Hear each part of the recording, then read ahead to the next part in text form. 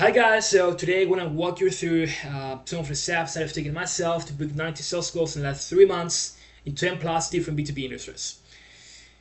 So, I'm very direct, so I'm going to get straight to the point. The main mistake that you need to avoid when you're writing cold emails is to mainly talk about the services you provide.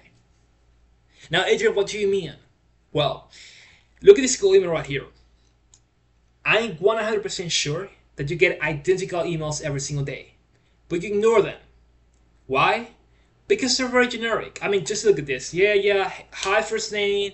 We specialize in creating custom websites and not only look great, but also optimize for performance and conversions, so on.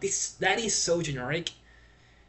Like you could send an email to pretty much any person in the world.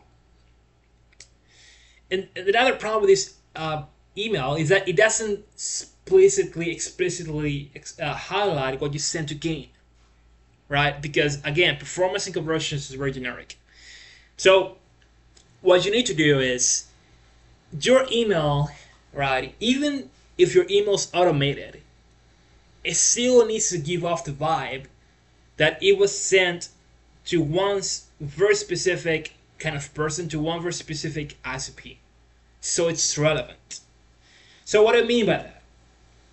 Well, I'm going to give you 2 examples to get my point across. Let's imagine that you sell hospitality CRM software. So your service is, the main mistake that people selling that kind of software make is that when they write their core emails, they say, we sell CRM software for hotels, and that's what everybody else does. So what makes you different? So what you need to do in that case is, okay, what decision makers can you reach out to if you're selling that type of offer? Well, obviously, hotel revenue managers.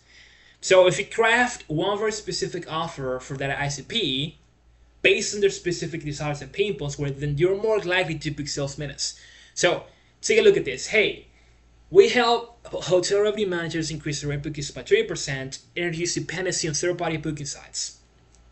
So that's a pitch that leverages industry-specific lingo and targets industry-specific pain points and desires. So it calls out the ICP, hotel revenue managers, and it highlights their specific desires and pain points. So hey, this email talks about increasing direct bookings by 20% and reducing dependency on third-party booking sites, which is a very specific pain point that hotel revenue managers have. So can you see how this way to position your offer, is so much more relevant than simply saying, we sell CRM software for hotels? Can you see that? Right, so let's take a look at the second example. So the service is, we offer network monitoring, IT support, and cybersecurity solutions. You get cold emails like that every single day. You never reply. Why? Because again, it's very generic. Like, whoever is writing those emails, they only talk about the sales. But what about you? What do you stand to gain? Well, you know what? We offer 99% uptime and protect your business from cybersecurity threats, and we save you $500,000 potential downtime cybersecurity breaches annually.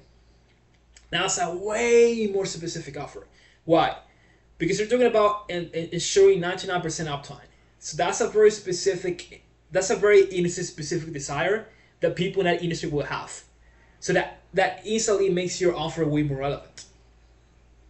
Right? So can you see, right, can you see why your emails may not be working? Can you see that just highlighting your services is not going to get you anywhere? Now, you may be asking yourself, okay, Adrian, but why is it that this way to position your offer works so well? Well, the reason for that is because in 2024, the only way to get meetings is to be relevant.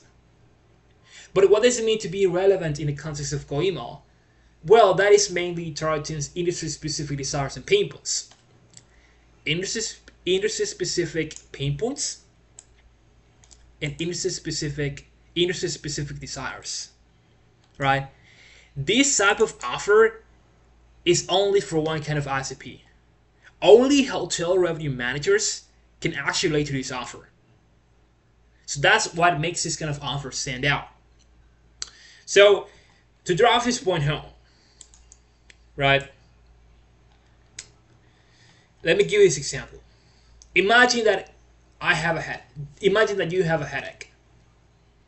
Now, if I try to sell some pills, you will probably buy. Why is that? Well, because I identified that you had a problem, and then I tried to sell you a relevant solution. That's why you're going to buy the pills.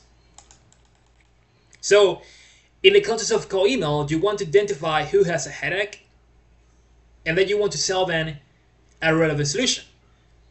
So in this example, we're helping hotel revenue managers reduce their dependency on third-party booking sites. We're identifying one headache, and we're trying to sell the solution to that, the pill to that. So you want to do the same with the cold emails, right? If you do that, you're way more likely to get results. So identify your ICP. What decision makers are you going after? Is it CTOs? Is it sales directors? Is it founders? Who is it?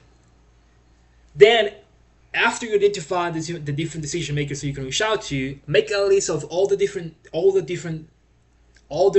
priorities, all their challenges, and write how your solution can help with every single desire or problem they have, and turn every single pain point and decide into an offer. And then just test it. Like I'm doing right here. I took one industry specific desire and one industry specific pain point, and I created an offer around those two elements. So that is, I've never sent out this email, but if I do an email works, the reason why that email is going to work is because I'm highlighting industry specific desires and pain points, which makes me relevant. Now, Adrian, does this actually work? Well, look, the average B2B company gets around 1 to 2 leads after 1,000 or 2,000 emails. I've created multiple campaigns where I get 5 leads for every 276 emails. I've created campaigns where I got around 16 leads for every 2,000 leads, and around 12 leads for every almost 2,000 emails, right? So that is a proof that it works. And I've also booked around 90 sales calls, and I had 3 months utilizing this method. So that's the proof that you have. But again, don't trust me, don't believe me. Just implement what I'm teaching you and see for yourself. Now, I have to say, this process works, and actually that's how marketing works. Like, this is just marketing 101. Like, I didn't create this process myself. That's just how marketing works. But sometimes, right, it takes time to figure out to find an offer that resonates. It's pretty much like finding product market fit. So you may have to test more than 10 offers to see what resonates and gets you more clients. So again, this is a testing process. You need to have patience. If you think that you're gonna nail it in your first try and you're gonna become a multi-millionaire on overnight, then yeah, that's not gonna happen. So yeah, that's pretty much everything for today. If there's any specific content that you'd like me to create videos on, then just let me know, and yeah, have a good one.